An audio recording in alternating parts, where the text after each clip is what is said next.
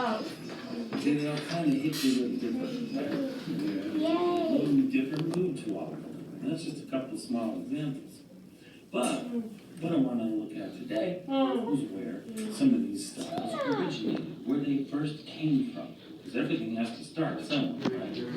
So let's take a look at it. More specifically, where are these styles here in the U.S.? So, American So let's check it out.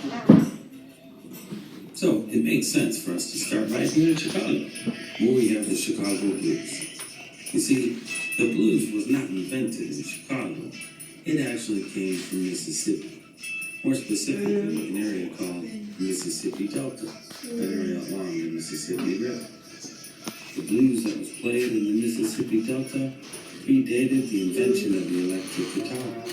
And so the main difference between the Chicago blues and the blues of the Delta is that the Chicago blues is played on the electric guitar, while the Mississippi Delta blues is played on the acoustic guitar. So we're on our way from Chicago to Detroit, Michigan, where we will check out Motown Records. Although Motown was a record company, they had crafted such a specific sound that actually became considered a genre. They were, of course, the founders of Jackson 5, The Temptations, Stevie Wonder, amongst a lot of other popular ones.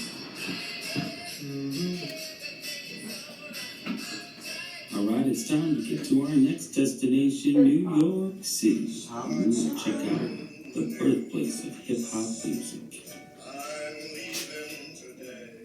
Hip-hop, or rap music, was born in neighborhoods of New York City in the 1970s.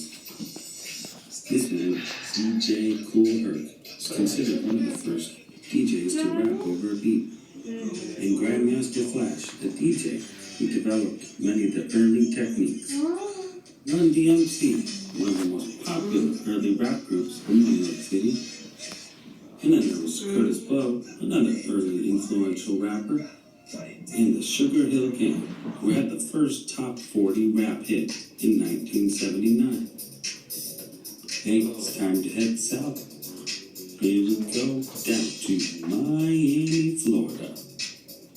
In Miami, you can hear lots of great Latin music. You can recognize Latin music by all of its rhythms and great uses of percussion instruments, which give way to many different Latin dances. We're on our way to Atlanta, Georgia. And the genre so closely tied to Atlanta? R&B. Here's Ray Charles. He was one of the pioneers of R&B, what was called rhythm and blues back then. The kind of music that was not quite soul, not quite blues, not quite jazz, but all of them put together. The famous Atlanta R&B artists include Usher, TLC, and Sierra, amongst others. I'm to go to Nashville, but it's not a long drive this time.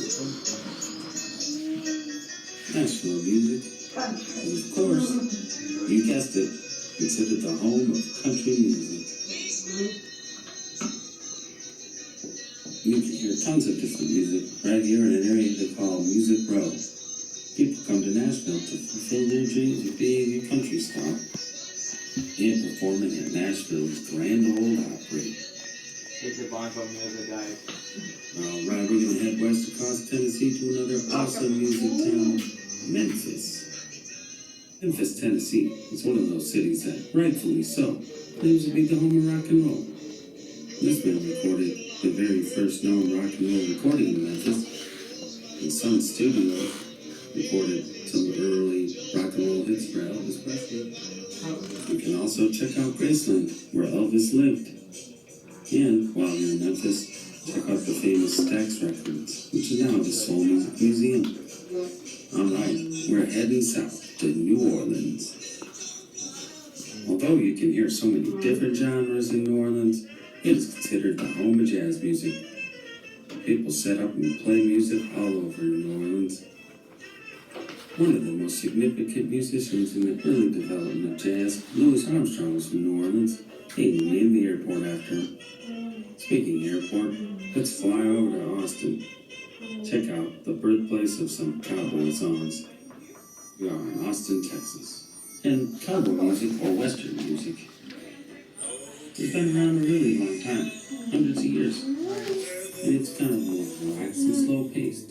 Okay, we're going out to Cali. Los Angeles, California. Here we come. Here's beautiful Los Angeles, California. And pop music may have started in various places, but no one knows how to commercialize something like Hollywood. And that's what pop music really is. Catchy, repetitious songs designed to sell lots of copies. Okay, we're heading up the Pacific Coast, California, Oregon, and here we are finally to Seattle. And in Seattle, in the early 90s, there was a style of music called grunge music. Grunge music, which was basically like hard rock and a flannel shirt, wasn't quite as hard as heavy metal, but a little harder than your average rock pop song. So here we are, on our way to our last stop, Bismarck, North Dakota. North and South Dakota have a very large Native American population, and their music is all natural. No synthesizers, no auto-tune. They make their own drums, they make their own flutes, and all of their sounds are totally organic. Well, I hope you enjoyed our trip listening to some different genres and where they originated. Here we are, back home. See you soon. That's awesome, man. I like that. You like that? Yeah, right? You got to see all the different musical styles. All right, get your